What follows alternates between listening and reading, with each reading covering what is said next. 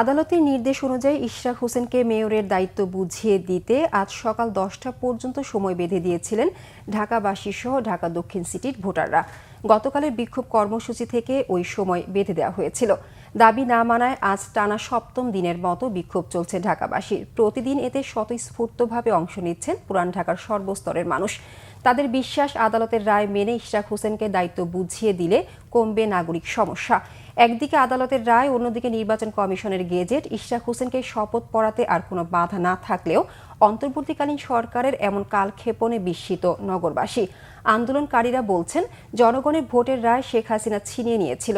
আদালতের রায়ে ভোটের মর্যাদা ফিরে পেলেও ইশরাক হোসেনকে দায়িত্ব বুঝিয়ে দেওয়া হচ্ছে না।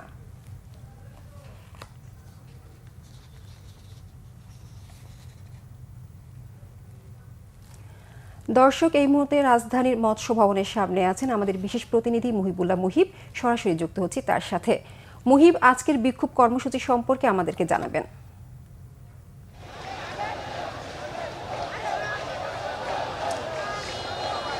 রেখা, আসলে ইশরাক হোসেনকে ঢাকা দক্ষিণের মেয়র হিসেবে শপথ গ্রহণের দাবিতে চলা যে আন্দোলন, সেই আন্দোলনের আজ 7ম দিন। তবে আন্দোলনের যে স্থান সেটি কিছুটা পরিবর্তন হয়েছে। ঢাকা দক্ষিণ সিটি কর্পোরেশন অর্থাৎ নগর ভবনের সামনের থেকে সেই আন্দোলন এসে পৌঁছেছে এখন মৎস্য ভবন মোড়ে।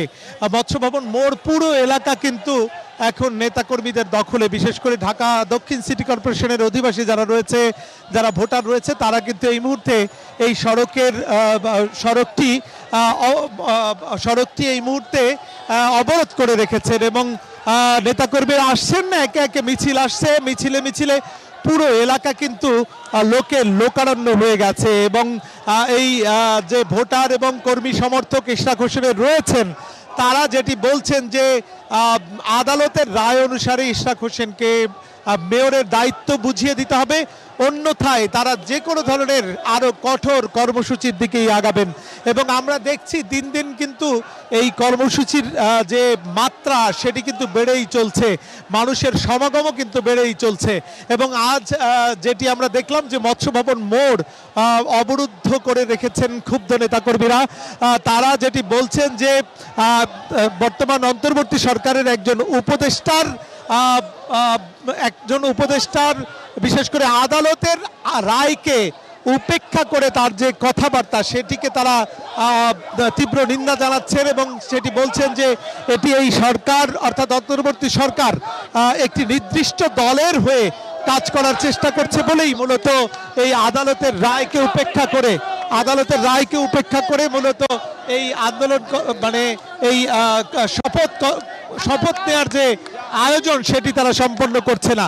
তো সব মিলিয়ে আমরা দেখছি এখনো নেতাকর্মীরা আসছে, ভোটাররা আসছে এবং নেতাকর্মীরা কিন্তু ইতিমধ্যেই এই যে রাস্তাটি সেটি কিন্তু ইতিমধ্যেই দখলে নিয়েছেন এবং যান চলাচল বন্ধ রয়েছে এই মুহূর্তে। এবং সব মিলিয়ে আপনি জানেন যে একটি আদালতের রিটের প্রেক্ষিতে আজকে রিটের শুনানি রয়েছে, সেই শুনানিরও কিন্তু অপেক্ষায় রয়েছে আসলে। তবে এই রিটের শুনানির প্রয়োজন পড়ে না, যেহেতু আদালতের নির্দেশনা রয়েছে এবং নির্বাচন কমিশনের যে গেজেট সেটিও কিন্তু সেই গেজেট অনুসারেও কিন্তু ইশরাক হোসেনকে মেয়রের দায়িত্ব বুঝিয়ে দেয়া যায়। তো এই সব মিলিয়ে মানুষের যে আকাঙ্ক্ষা, মানুষের যে প্রতিবাদ, সেটি কিন্তু যেন ক্ষোভে পরিণত হচ্ছে। এবং এই ক্ষোভ কোন দিকে গিয়ে আসলে ঠেকে, কোথায় গিয়ে পৌঁছায় সেটি কিন্তু আসলে এখন দেখার বিষয়। তো এই ছিল আমার কাছে মৎস্য ভবন এলাকায় ইশরাক হোসেনকে মেয়র ঘোষণার দাবিতে যে চলমান আন্দোলন, সেই আন্দোলনের সার্বিক পরিস্থিতির তথ্য। এর পরবর্তীতে আবারও আপনাদেরকে আমি পরবর্তী পরিস্থিতি আপনাদেরকে জানিয়ে দিব। তো রেখাই ছিল আমার কাছে আপাতত। মুহিব, আপনাকে ধন্যবাদ। আজ থেকে শুরু হয়েছে পবিত্র ঈদুল আজহায় ঘরমুখো মানুষের রেলপথে যাতায়াতের অগ্রিম টিকিট বিক্রির কার্যক্রম। এবারও যাত্রীদের দুর্ভোগের কথা বিবেচনায় নিয়ে রেলওয়ে কর্তৃপক্ষ শতভাগ টিকিট অনলাইনে বিক্রির সিদ্ধান্ত নিয়েছে। আগামী 7 জুনকে পবিত্র ঈদুল আজহার দিন ধরে অগ্রিম ট্রেনের টিকিট বিক্রি শুরু হয়েছে অনলাইনে। ঈদুল আজহা উপলক্ষে বরাবরের মতো বিশেষ ব্যবস্থায় 7 দিনের ট্রেনের টিকিট বিক্রি করবে রেলওয়ে। ঢাকার কমলাপুর থেকে দেশের পশ্চিমাঞ্চলে চলাচল করা সব আন্তনগর ট্রেনের টিকিট বুধবার সকাল ৮টা থেকে অনলাইনে বিক্রি শুরু হয়েছে। পূর্বাঞ্চলের টিকিট বিক্রি হবে দুপুর ২টা থেকে।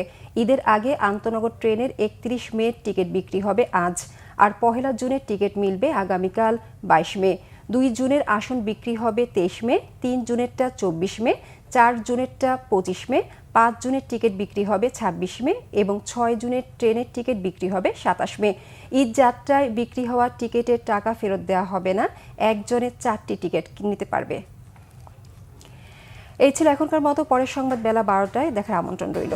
এছাড়া বাংলাভিশন সংবাদ ও সংবাদ সংশ্লিষ্ট অনুষ্ঠান দেখতে ভিজিট করুন www.bbnews24.com ও facebook.com/banglavisionnews এবং সাবস্ক্রাইব করুন youtube.com/banglavisionnews।